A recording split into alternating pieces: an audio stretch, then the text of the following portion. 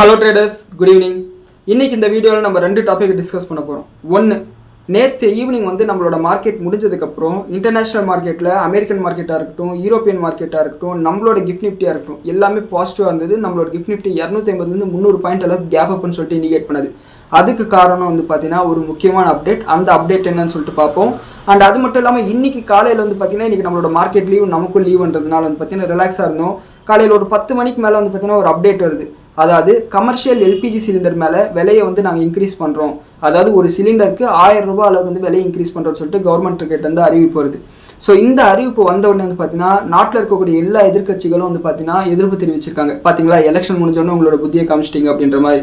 And hotel associations கூட பார்த்தீங்கன்னா பயங்கரமாக அவங்களோட கண்டனத்தை தெரிவிச்சிருக்காங்க. இந்த மாதிரி விலையேற்றினா நாங்கள் எப்படி எங்களோட பிஸ்னஸை பண்ணுறதுன்னு சொல்லிட்டு. இந்த ரெண்டு டாப்பிக்கை பற்றி டீட்டெயிலாக பேச போகிறோம். இந்த ரெண்டு டாப்பிக்கும் அந்த டைம் ஸ்டாம்ப் பார்த்தீங்கன்னா டிஸ்கிரிப்ஷனில் இருக்கும். சில டைம் பார்த்தீங்கன்னா டைம் ஸ்டாம்ப் அப்ளை ஆக மாட்டேங்குது. நீங்கள் டிஸ்கிரிப்ஷனில் போய் பார்த்தீங்கன்னா கண்டிப்பாக டைம் ஸ்டாம்ப் உங்களுக்கு இருக்கும். நீங்கள் அதை யூஸ் பண்ணி உங்களுக்கு இன்ட்ரெஸ்டான டாப்பிக்கை பார்த்துக்கலாம்.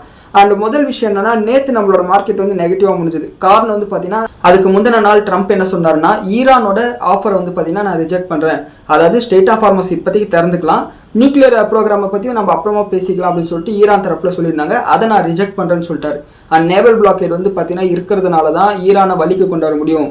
அதாவது நல்லா சாப்பிட்ட பண்ணி எப்படி துடிச்சிட்டு இருக்குமோ அந்த அளவுக்கு ஈரான் துடிச்சிட்டு இருக்குன்னு சொல்லிட்டு ஒரு கமெண்ட் பண்ணுறாரு.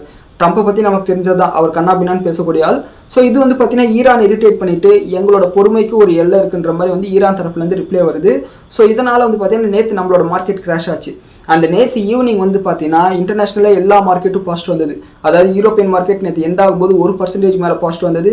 அமெரிக்கன் மார்க்கெட் பார்த்தீங்கன்னா அவங்களோட tau Jones 1.5%, Nasdaq 1%, S&P 500 1% positive வந்தது.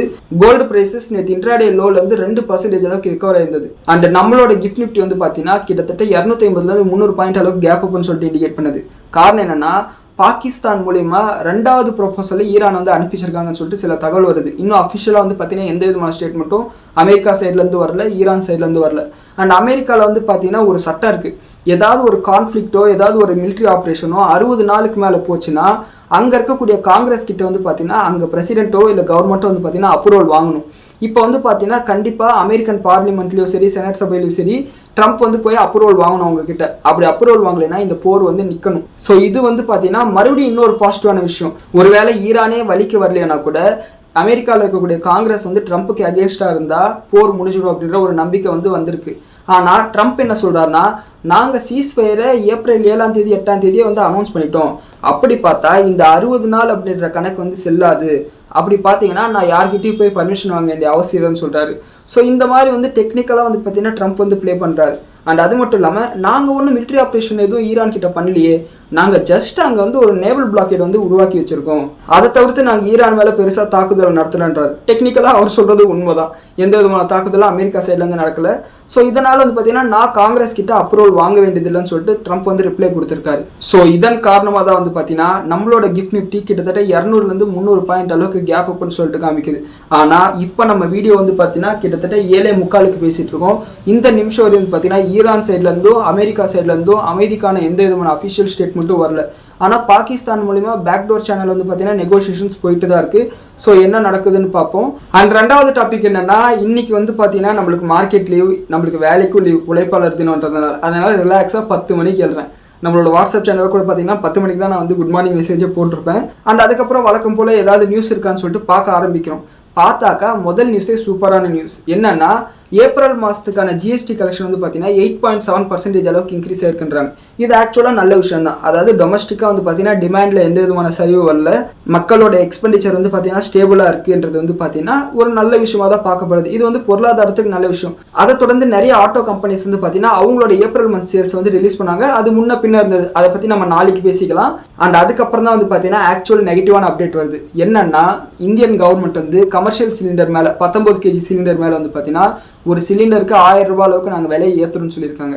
அண்ட் இந்த இஸ்ரேல் ஈரான் பிரச்சனை ஆரம்பிச்சதுலேருந்து 1491 ரூபாய் அளவுக்கு பார்த்தீங்கன்னா சிலிண்டர் மேலே விலை ஏற்றிருக்காங்க. இந்த பிரச்சனை ஆரம்பிக்கிறதுக்கு முன்னாடி ஜனவரி மாதத்துல பார்த்தீங்கன்னா ரூபாய் அளவுக்கு தான் கமர்ஷியல் சிலிண்டர் இருந்தது. அண்ட் நம்மளோட டொமஸ்டிக் சிலிண்டர் வந்து பார்த்தீங்கன்னா ரூபாய் நடுவில் வந்து விலை ஏற்றுறாங்க. அதுக்கப்புறம் விலை ஏற்றல. இப்போ வந்து பார்த்தீங்கன்னா 950 அந்த ரேஞ்சில் வந்து பார்த்தீங்கன்னா நம்மளோட டொமஸ்டிக் சிலிண்டர் இருக்கு. இப்போ வந்து பார்த்தீங்கன்னா உங்களுக்கு வந்து ஒரு யோசனை வரலாம், டொமஸ்டிக் சிலிண்டர் மேலே விலை ஏற்றல, கமர்ஷியல் சிலிண்டர் மேலே விலை ஏற்றிருக்காங்க, ஹோட்டல் இண்டஸ்ட்ரி இதனால் அஃபெக்ட் ஆகும், இதில் போய் என்ன இருக்குது, ஒரே ஒரு செக்டார் தானே அஃபெக்ட் ஆகும்னு கேட்டிங்கன்னா, ஹோட்டல் இண்டஸ்ட்ரி மட்டும் இல்லை, பல இண்டஸ்ட்ரீஸ் வந்து பார்த்தீங்கன்னா இந்த மாதிரி எல்பிஜியை டிபெண்ட் பண்ணி அவங்களோட ஆப்ரேஷன்ஸ் இருக்குது. உதாரணத்துக்கு டைல்ஸ் இண்டஸ்ட்ரியாக இருக்கட்டும், ஃபர்டிலைசர் இண்டஸ்ட்ரியாக இருக்கட்டும், பிவிசி பைப் பண்ணுற இண்டஸ்ட்ரியாக இருக்கட்டும், இந்த மாதிரி நிறைய கம்பெனிஸ் வந்து பார்த்தீங்கன்னா ஃபியூல் வந்து அவங்களுக்கு தேவைப்படும். அந்த ஃபியூல் வந்து பார்த்தீங்கன்னா கேஸாக தான் இருக்கும். ஸோ இவங்க வந்து கமர்ஷியல் சிலிண்டர் மேலே வந்து விலையேற்றும் போது கண்டிப்பாக அவங்களோட மார்ஜின் மேலே இம்பாக்ட் இருக்கும். இது நிறைய சின்ன நிறுவனங்கள் இருக்கும் பார்த்தீங்களா, எம்எஸ்எம்இ நிறுவனங்கள் மேலே மிகப்பெரிய ஸ்ட்ரெஸ்ஸை வந்து கிரியேட் பண்ணும். கண்டிப்பாக அவங்களோட ப்ராஃபிட்டபிலிட்டி மேலே அடிப்படும். ரெண்டாவது, இந்த மாதிரி கமர்ஷியல் கேஸோட விலை ஏற்றின உடனே வந்து பார்த்தீங்கன்னா ஹோட்டல்ஸ் வந்து கண்டிப்பாக அவங்களோட ஃபுட் ப்ரைஸஸ் வந்து ஏற்றுவாங்க. ஆல்மோஸ்ட் வந்து பார்த்தீங்கன்னா இப்போ எல்லா டீ கடையில் வந்து பார்த்தீங்கன்னா டீ வந்து 15 ரூபா பண்ணிட்டாங்க. அண்ட் அது மட்டும் இல்லாமல் நான் வந்து யூஸ்வலாக வந்து பார்த்தீங்கன்னா ஒரு கடையில் வந்து வெஜிடபிள் ஃப்ரைட் ரைஸ் வாங்குவேன். இந்த வெஜிடபிள் ஃப்ரைட் ரைஸ் வந்து போன வருஷம் எவ்வளோ இருந்ததுன்னா 50 ரூபா இருந்தது. அண்ட் இந்த வருஷம் வந்து பார்த்தீங்கன்னா 60 ரூபா பண்ணாங்க இந்த பிரச்சனைலாம் ஆரம்பிக்கிறதுக்கு முன்னாடி. அண்ட் இந்த பிரச்சனை ஆரம்பித்ததுக்கப்புறம் கேஸ் தட்டுப்பாடெல்லாம் சொன்ன உடனே 70 ரூபா பண்ணாங்க. இப்போ போய் கேட்டாக்கா கண்டிப்பாக இந்த நியூஸ் வந்ததுக்கப்புறம் 80 ரூபா பண்ணியிருந்தா கூட ஆச்சரியப்படுறதுக்கு இல்லை. ஸோ இப்போ நான் வந்து பார்த்தீங்கன்னா மத்தியானம் ஒரு வேளை வந்து பார்த்தீங்கன்னா வெளியில் சாப்பிட்றேன். ஒரு வேளை வெளியே சாப்பிட்றதே கிட்டத்தட்ட போன வருஷத்துக்கும் இந்த வருஷத்துக்கும் 60% அளவுக்கு எனக்கு வந்து விலை இன்க்ரீஸ் ஆயிருக்கு ஒரே ஒரு சாப்பாட்டில் மட்டும். இதே வெளியூரில் தங்கி வேலை செய்கிறவங்க 3 வேலையை வந்து பார்த்தீங்கன்னா ஹோட்டலில் தான் சாப்பிட்ணுன்ற கட்டாயத்தில் இருக்கிறவங்களுக்கு வந்து பார்த்தீங்கன்னா கண்டிப்பாக இது மிகப்பெரிய செலவு வந்து கூட்டும். கண்டிப்பாக வந்து பார்த்தீங்கன்னா நமக்கு தான் இது வந்து மிகப்பெரிய கஷ்டத்தை உண்டாக்கும். இது மறைமுகமாக இன்ஃப்ளேஷன் வந்து உருவாக்கும். நிறைய பேருக்கு வந்து பார்த்தீங்கன்னா ஒரு ஸ்ட்ரெஸ்ஸை உண்டாக்கும். ஸோ இந்த மாதிரி ஒரு அப்டேட் வந்து பார்த்தீங்கன்னா நம்மளோட பொருளாதாரத்துக்கு நெகட்டிவான விஷயம் தான். ஆனால் இது முழுக்க வந்து பார்த்தீங்கன்னா கவர்மெண்ட்டை வந்து விரல் நீட்டி நீங்கள் பண்ணது தப்புன்னு நம்மளால சொல்ல முடியாது. காரணம் என்னன்னா, உலகம் ஃபுல்லாக வந்து பார்த்தீங்கன்னா கேஸ் தட்டுப்பாடு இருக்குது. குவைத் தான் வந்து பார்த்தீங்கன்னா உலகத்திலே மிகப்பெரிய எல்பிஜி மேனுஃபேக்சரர். அவங்களோட பிளான்ட் மேலே அடிச்சிட்டாங்க. அதே மாதிரி ஈரானோட சவுத் ஃபார்ஸ் கேஸ் ஃபீல்டு மேலே வந்து பார்த்தீங்கன்னா அட்டாக் நடந்திருக்கு. 2 பேர் மேலே அட்டாக் பண்ணிட்டு ஸ்டேட் ஆஃப் ஃபார்மசி வந்து பார்த்தீங்கன்னா ஈரானும் மூடி வச்சிருக்காங்க, இவங்க அமெரிக்காவும் மூடி வச்சிருக்காங்க. ஸோ கேஸ் தட்டுப்பாடு மட்டும் இல்லாமல் கேஸ் போக்குவரத்து பாதிக்கப்பட்டிருக்கிறதுனால இந்த மாதிரி விலையேற்ற வேண்டிய சூழ்நிலை வந்திருக்கு. அண்ட் பொருளாதாரத்தில் எப்பெல்லாம் ஒரு பொருளோட விலை ஏறுதோ அப்போ அந்த பொருளோட டிமாண்ட் வந்து பார்த்தீங்கன்னா குறையும். இது வந்து பார்த்தீங்கன்னா ஒரு ஈக்குலிபிரியத்தை உருவாக்கும். அதுதான் வந்து பார்த்தீங்கன்னா மார்க்கெட் ப்ரைஸாக மாறும். இப்போ இந்த மாதிரி கேஸ் ப்ரைஸஸை ஏற்றும் போது வந்து பார்த்தீங்கன்னா ஆட்டோமேட்டிக்காக வந்து பார்த்தீங்கன்னா டிமாண்டை கட்டுப்படுத்த முடியும்னு கவர்மெண்ட் நினச்சிருக்கலாம். அண்ட் இந்த பிரச்சனை வந்து பார்த்தீங்கன்னா முடிகிற வரையும் வந்து பார்த்தீங்கன்னா இந்த மாதிரி கேஸ் தட்டுப்பாடு கேஸ் விலையேற்றத்தை நம்ம சமாளிச்சு தான் ஆகணும். ஸோ இது வந்து பார்த்தீங்கன்னா கண்டிப்பாக நம்மளோட இந்திய பொருளாதாரத்து மேலே ஒரு இம்பாக்ட் வந்து காட்டதான் போகுது. அதில் மாற்று கருத்தே இல்லை. என்ன அந்த காமெடி ஒன்று வரும், லட்டில் வச்சு நினச்சியா நட்டில் வச்சுன்னு சொல்லிட்டு, அந்த மாதிரி வந்து பார்த்தீங்கன்னா நம்ம வந்து என்ன நினச்சோம், பெட்ரோல் டீசலோட விலையை வந்து ஏற்றிடுவாங்கன்னு நினச்சோம். கடைசியில் வந்து பார்த்தீங்கன்னா கேஸ் விலை ஏற்றிட்டாங்க. இது வந்து பார்த்தீங்கன்னா நிறைய சிறு குறு வியாபாரிகள் வந்து பார்த்தீங்கன்னா கண்டிப்பாக பாதிக்கும். அதே மாதிரி வெளியூரில் தங்கி வேலை செய்கிறவங்களுக்கு வந்து பார்த்தீங்கன்னா பயங்கரமாக வந்து அவங்களோட செலவுகள் வந்து இன்க்ரீஸ் ஆகும். ஸோ என்ன நடக்குதுன்னு பொறுத்து வந்து பார்ப்போம். நாளைக்கு வீடியோவில் வந்து பார்த்தீங்கன்னா ஆட்டோ சேல்ஸ் டேட்டா, மற்றபடி வேறு ஏதாவது அப்டேட் இருந்துச்சுன்னு நான் சொல்கிறேன். அண்ட் இப்போ நம்ம பேசிட்டு இருக்கிற இந்த நேரத்தில் வந்து பார்த்தீங்கன்னா கிஃப்ட் நிஃப்டி மறுபடியும் ஏறி இருக்குது. கிட்டத்தட்ட வந்து பார்த்தீங்கன்னா 24,347 ட்ரேட் ஆகிட்டு இருக்கு. அப்படி கணக்கு போட்டோம்னா கூட கிட்டத்தட்ட 250 பாயிண்ட் அளவுக்கு கேப் அப்னு சொல்லிட்டு காமிச்சிட்டு இருக்கு. அண்ட் ஆக்சுவலாக இன்னைக்கு ஈவினிங் வந்து பார்த்தீங்கன்னா இந்த கிஃப்ட் நிஃப்டியோட ப்ரீமியம் வந்து டைல்யூட் ஆயிருந்தது. ஆனால் மறுபடியும் அமெரிக்கன் மார்க்கெட் பாசிட்டிவ் ஓப்பன் ஆனதுனால வந்து பார்த்தீங்கன்னா கிஃப்ட் நிஃப்டி ஏறி இருக்கு. ஸோ கிஃப்ட் நிஃப்டி வந்து நம்ப முடியாது, நாளைக்குள்ள ஏதாவது நெகட்டிவான நியூஸ் வந்துச்சுனாலும் மறுபடியும் வந்து விழ ஆரம்பிச்சிடும்.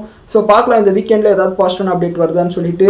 ஆல்மோஸ்ட் வந்து பார்த்தீங்கன்னா இந்த ஈரான் அமெரிக்கா பிரச்சனை வந்து பார்த்தீங்கன்னா ஒரு ஸ்டேல்மேட் என்ற இடத்துக்கு வந்துருச்சு. இப்போ 2 பேருமே அடுத்த ஸ்டெப் எடுத்து வைக்க முடியாமல் நம்ம இதை பண்ணால் நம்மள ரொம்ப சீப்பாக நினச்சிடுவாங்களோ அப்படின்னு சொல்லிட்டு ஈரானும் நினைக்கிறாங்க, அமெரிக்காவும் நினைக்கிறாங்க. உதாரணத்துக்கு அணு ஆயுதத்தை நீ என்னமோ பண்ணிக்கோன்னு சொல்லிட்டு அமெரிக்கா வந்துட்டா அது அமெரிக்காவுக்கு பெரிய இன்சல்ட் ஆகிடும். இல்லை நாங்கள் அணு ஆயுதத்தை விட்டுறோம் சாமி அப்படின்னு சொன்னாங்கன்னா ஈரானுக்கும் அது பெரிய இன்சல்ட் ஆகிடும். ஸோ இந்த மாதிரி ஒரு சூழ்நிலையில் வந்து பார்த்தீங்கன்னா ஈகோ காரணமாக வந்து பார்த்தீங்கன்னா இதை வந்து பெருசு பண்ணிட்டே போகிறாங்க. பார்க்கலாம் 2வது ப்ரொபோசல் அனுப்பிச்சிருக்கான்னு சொல்கிறாங்க. அந்த 2வது ப்ரொபோசல் என்ன ஏதுன்னு பார்க்கலாம். ஆனால் நடுவில் வந்து பார்த்தீங்கன்னா நாங்கள் ஒரு 5 வருஷத்துக்கு வந்து பார்த்தீங்கன்னா நியூக்ளியர் ப்ரோக்ராம் நிறுத்துறோம்னு சொல்லிட்டு ஈரான் சொல்லியிருந்தாங்க. இது ஒரு 10 வருஷத்துக்கு நிறுத்துறோன்ற மாதிரி சொல்கிறதுக்கு வாய்ப்பு இருக்குது. ஸோ ஏதாவது அப்டேட் இருந்துச்சுன்னா நான் வந்து உடனே உங்களுக்கு அப்டேட் பண்ணுறேன். அண்ட் ஒன்ஸ் அகைன் இந்த வீடியோ பார்த்துட்டு இருக்கவங்க எல்லாருக்கும் மே தின நல்வாழ்த்துக்கள். நன்றி, வணக்கம்.